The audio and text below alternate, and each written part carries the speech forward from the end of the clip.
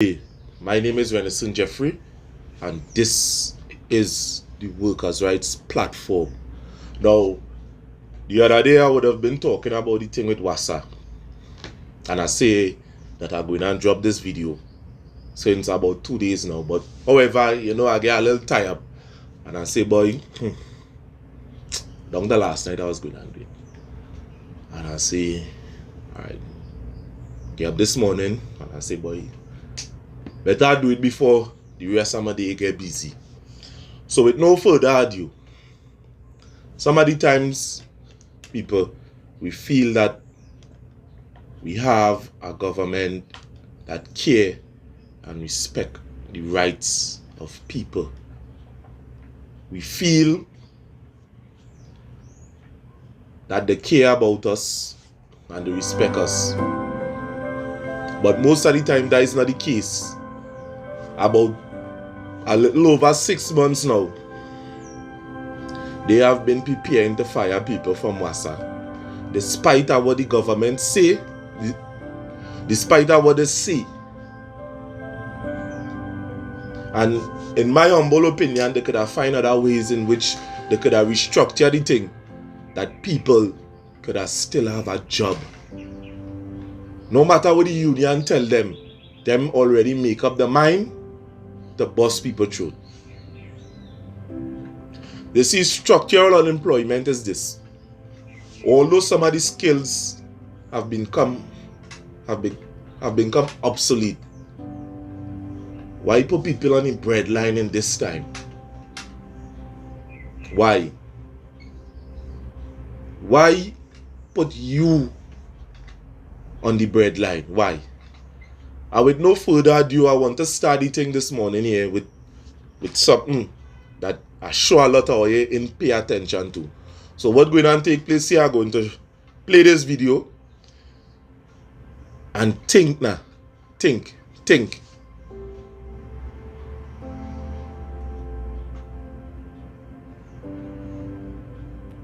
And I never imagined that leaks could have prevented people from getting an efficient water supply because it breaks down pressure and the water cannot go to communities on the upper levels. And that is why, as Prime Minister, I was very happy after the election results came out. And I got somebody who had no connection, no understanding, no nothing to do with wasa, to be Minister of wasa. So people, imagine this. Imagine a Prime Minister could say that. Imagine a Prime Minister and the Minister could come out in the public domain and say something like that. Imagine that.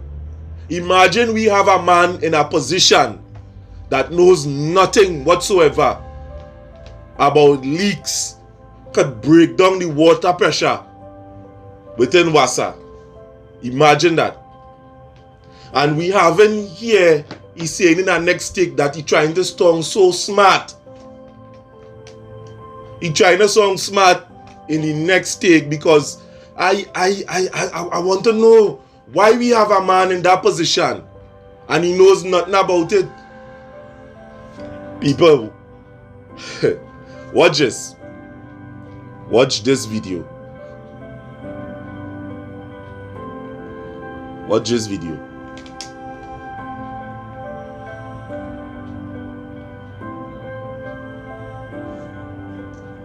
Because, and we see in here that he have no contingency plan, or he have a contingency plan, a sabotage contingency plan, like if the police could police everything. Like if the police could police everything, he have a sabotage contingency plan. You understand? The detection rate is about 23% in Trinidad and Tobago. But you telling the people and not telling the people the truth, as a matter of fact. Is a particular video I'm looking to play here, because they only come in with all kind of stupidness.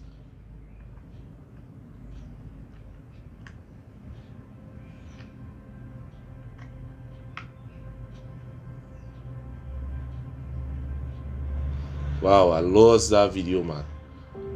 I lost that one. But we see Marvin Gonzalez would have came out and talk about he's going to make cuts in wasa because of the factor that this and that and the other and the plans and things. But you never hear him talk about how actually he's going to do it. How he's going to use that to try to save the money. And from a new workers' rights chat in which we have up, there was a very instrumental statement that was made. And this is a question that Marvin Gonzalez and the Prime Minister of Trinidad and Tobago, even the opposition, needs to be asking the government. And it's this. Now, the minister is saying that there's a big deficit with what WASA is bringing in, I think 700 million, as opposed to the expenditure being 2-point-something billion. And their aim is to make WASA financially sustainable. I'm asking, how is he going to do this? I am wondering if the citizens are questioning that also. Would it be by raising rates? Because a lot of people are already unable to manage with the current situation. And I also hear about the technology and how the organization is going to be run mainly by technology, and that is great. Technology to improve any system is wonderful, but what about the human resources? What about that? What will happen to those 5,000 employees? Why is WASA saying that they are firing all of them basically, and then they are free to be re-employed? So if they recognize that there are employees within the organization that already meets the standards and the qualifications, because I'm sure they are, why are they not given first preference and that made transparent? There are a lot of questions that are being unanswered that are pertinent. And really, the level of unemployment in this country is going to be crazy. What are those people supposed to do who have been working in the organization for so many years? A visa package of 600 million. I mean, those who are accustomed to a certain standard of living will definitely drop. How will that impact them? There's a lot that's not being said. And there are a lot of questions that we need to ask. Water is needed for life. In their financial, sustainable quest, how is it going to affect the poor? How is it going to affect those that cannot afford but cannot live without water? So let's see, what, 3 days is it? We need answers. Now, how it is the government is going to put a certain initiative in place to assist the poor and the people that is going in retrenchment, because the list done out, you know, and there are other documents that I cannot reveal at this point in time. Only certain people are going to send this to, but a matter of fact, I sanitize the list, so you go see that it have a lot of people going home. A lot of people. Since last year, there was vetting this list. All of these people here, the name, the contact number, the age, the position, all of these people is going home. All. They have the rate, everything. They're sending them home. And we are saying to you, how come we could say that we have a government that care? How come? How come WASA protesting Everybody protesting. Watch the list. Look the list here. Look the list, and there are other sensitive documents too concerning and relating to this. The government didn't want to hear nobody. They're sending them home. To say in the least, they didn't want to hear them in business. They're giving them a little 10,000, 20,000, you going home. They don't know how much you're working for. Where's the position they? They're sending them home, all. They're going home, and this thing have been going on over a year now. They're vetting the people, and they're watching them, and they're saying, well, alright, this one going home, that one going home. Without a fighting chance, the union can't say nothing. Everybody on this list here going home. Everybody on the list going home. So the union could play the protesting way. On the street, they could bring out people that don't make up their mind who they're sending home and who they're keeping. In a pandemic like this, where a lot of people is on the breadline, your fate done seal already. You going home. So we could go outside anyway and protest if we want. They don't make up the mind that you're going home. It ain't no thing here with that. It had no thing here with that. They don't make up the mind already, but we sending home this fella. And sometimes we just forget the words of Eric Williams. Upon you is the protection and promotion of your democracy. Democracy means much more than the right to vote. It means much more than that. For every man and every woman of the prescribed age.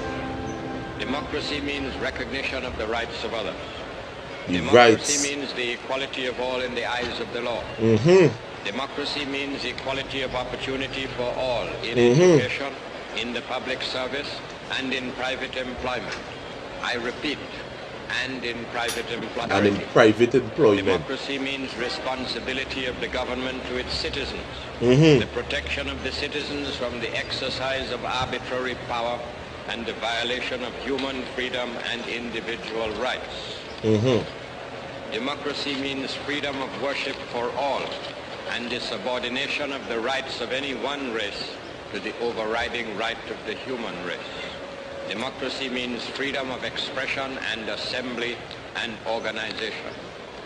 All that is democracy. All that is our democracy, to which I call upon all citizens to dedicate themselves on this our Independence Day. This is what I meant when I gave the nation as its slogan for all time, discipline, production, tolerance. Our national flag belongs to all of us. Our national coat of arms with our national birds inscribed therein is the sacred trust of all our citizens. So it is today. Please, I urge you, let it always be so. Let us always be able to say with the psalmist, behold how good and how pleasant it is for brethren to dwell together in unity. How this could be democracy? How the union have a chance to fight against this unfair and unjust restructuring that the government is propagating on the citizens of Trinidad and Tobago, when a year ago the fate was already sealed? And some of us here just playing politics with things that we ought not to.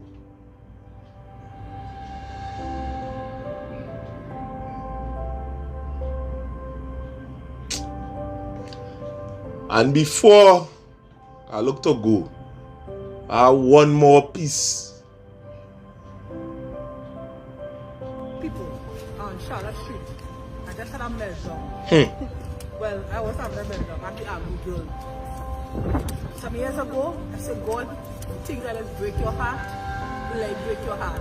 Sometimes in my quiet time, I say, God, you know, why I pray that prayer, God, because I have something that just break my heart. I see those who have the power to change it, them normal, them I don't know bother them, because when you have a man sitting on so much boards that he getting $50,000 a month, you have to understand why his wife have to sing a certain song and she has to sit and she can't talk and do the job.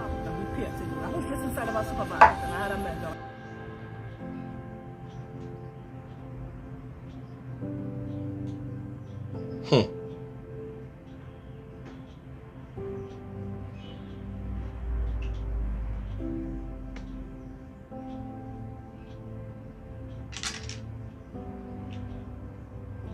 I called my sister, I was talking to her. I really break down crying because I see people, Trinidad and Tobago, real people in that world there, people who I know, people who we have helped in the past, pictures of them.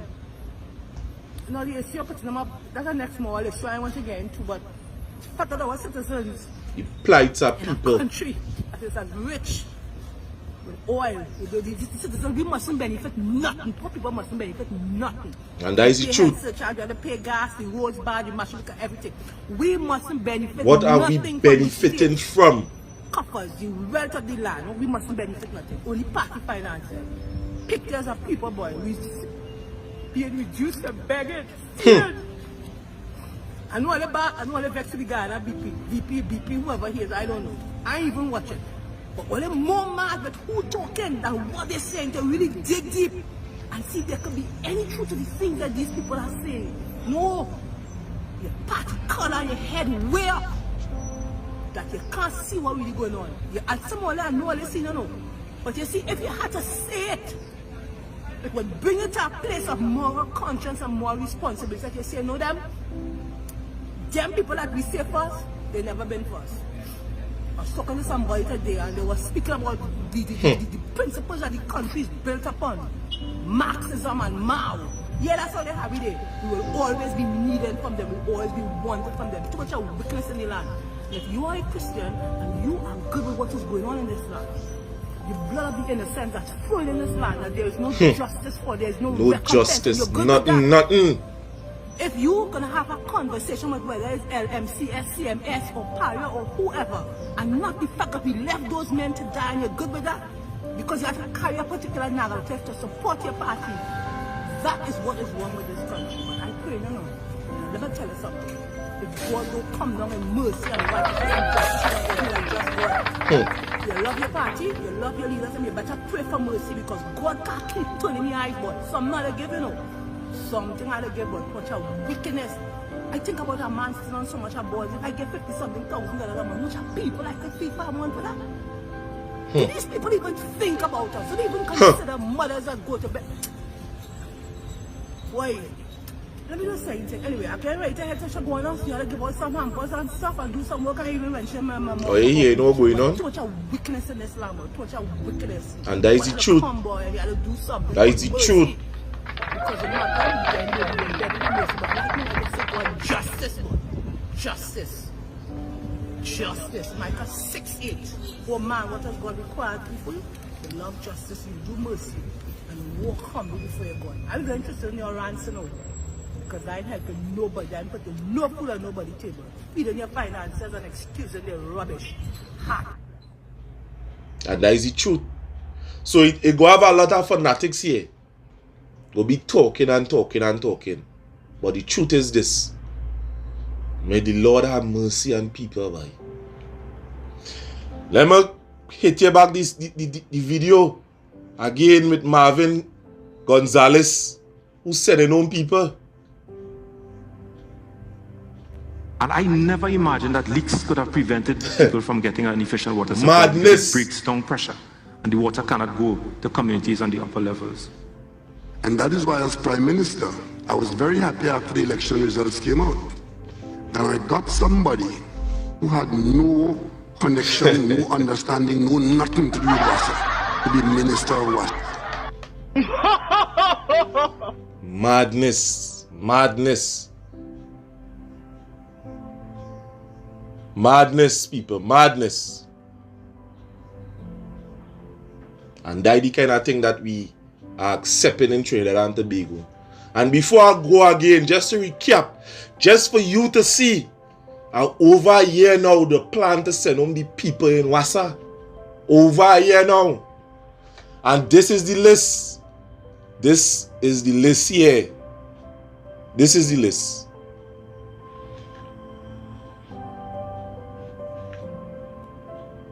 This is the list. The name, which part they live in, the number, and the amount of money that they're working for.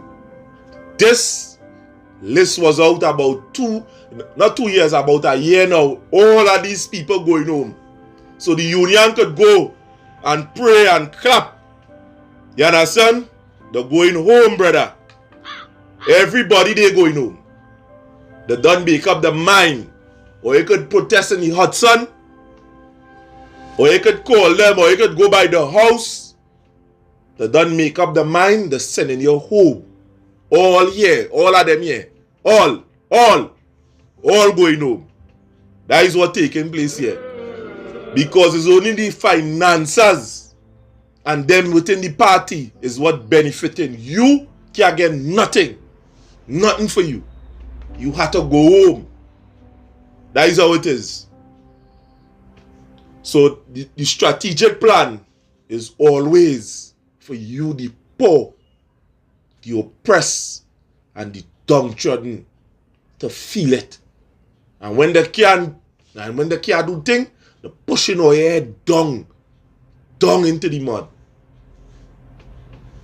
And as I say, me looking for no position here in this platform here is to always bring across certain points that the big media and them are not doing because they is getting paid to hush them out. They're getting paid to hush them out. Again, this is the Workers' Rights Platform. Subscribe to the channel. Subscribe to the channel. My heart goes out to the people of Wasa. And somebody else sent a voice note here again from the Workers' Rights chat. I would like to play that in closing. Very nice point, very nice point. Now, when they come back, they will want to put these workers on contract. So they will not be permanent workers. Another thing, is they going to privatize to gather this fund, which could be detrimental to the national of Trinidad and Tobago when they put a thing like water is life in private company, and there's a lot to be concerned about with this. A lot to be concerned about. This is something that we have to stand up for. This is something that we have to stand up for. The government can't just keep closing down things and doing what they want by. Petrotrain going home. They interfere with T and Tech. They interfere with wasa. PTSC go in. I ain't asking or you telling or you. They go in and privatize certain parts of PTSC. I ain't ready yet to bust that piece of document. Certain parts of PTSC, they go in and privatize. Don't talk for asphalt. Asphalt going. Asphalt going. And if we don't stand up here as a people and come out and march on the streets at Trinidad and Tobago and demand fairness and demand equity and demand justice, we's going to fall as a nation. And with that out. So tune in next time we going live. And next time we go pop a little number on the screen. So if somebody want to interact with us live, we could facilitate that part of the conversation. Again, my name is Renison Jeffrey, and this is the Workers' Rights Platform. I am out.